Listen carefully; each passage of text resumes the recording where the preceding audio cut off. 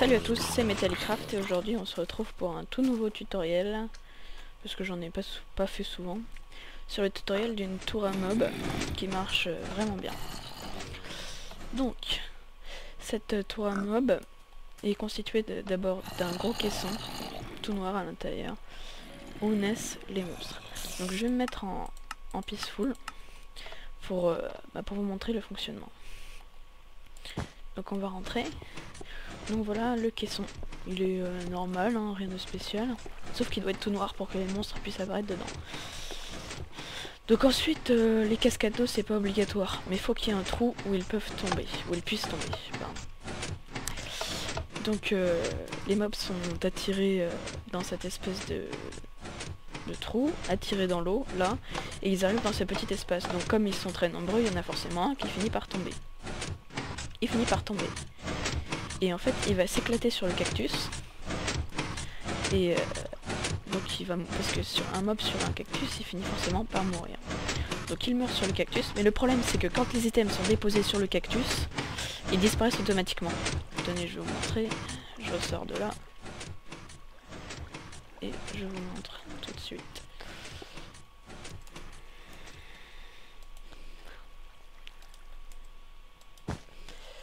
Donc, sur un cactus, vous lancez. Non, excusez-moi. Et voilà. Attendez.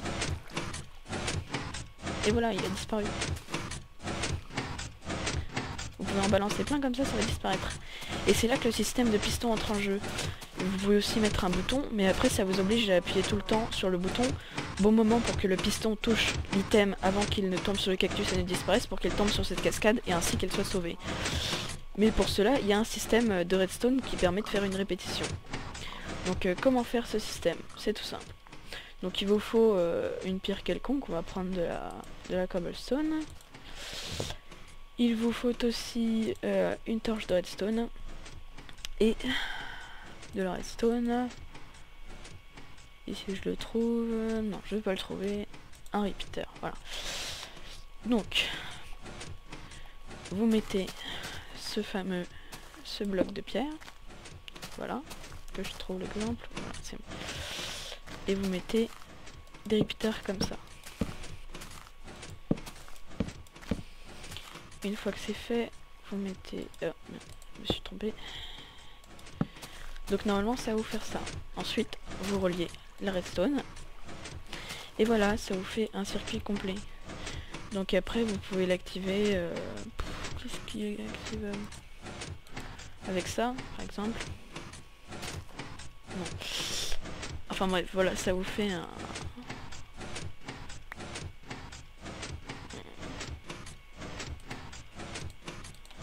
Voilà. Ce sera très bien ça. Donc ensuite il vous reste juste qu'à mettre votre système là. Et voilà, vous avez un circuit répétitif. Mais après, si vous avez besoin d'un cycle un petit peu plus rapide, il n'y a pas de problème. Parce que vous voyez, en fait, le signal de redstone fait le tour des repeaters. Et il fait le tour à l'infini des repeaters. Donc si vous voulez accélérer le système, vous enlevez 2 repeaters. Et vous remettez de la redstone. Et voilà.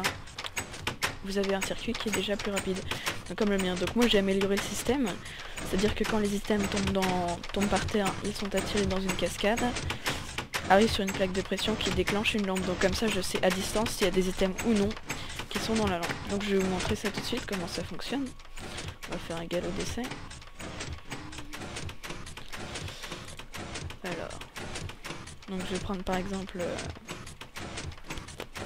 des zombies et des squelettes.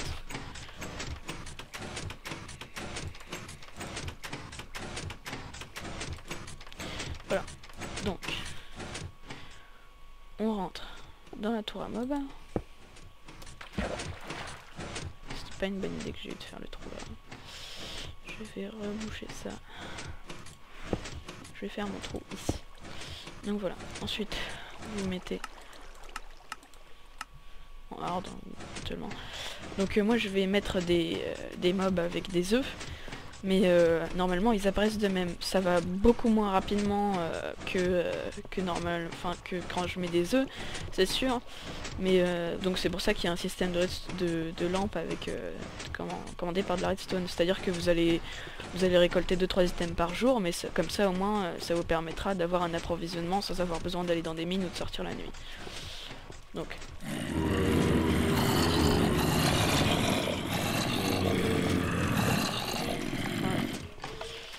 Ouais, ils sont déjà tombés.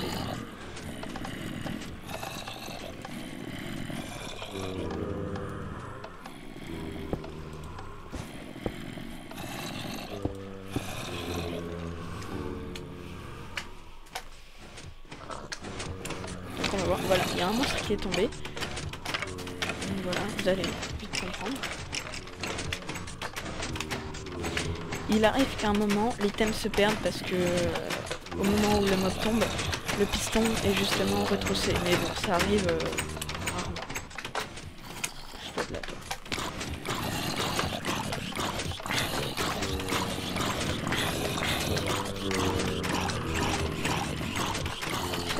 Ça, parce que c'est vraiment souvent.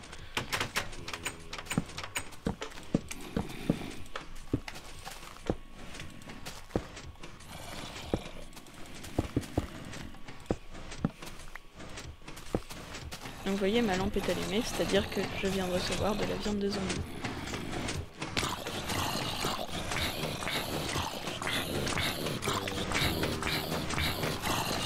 Vous vous demandez certainement à quoi sert le système qu'on voit ici.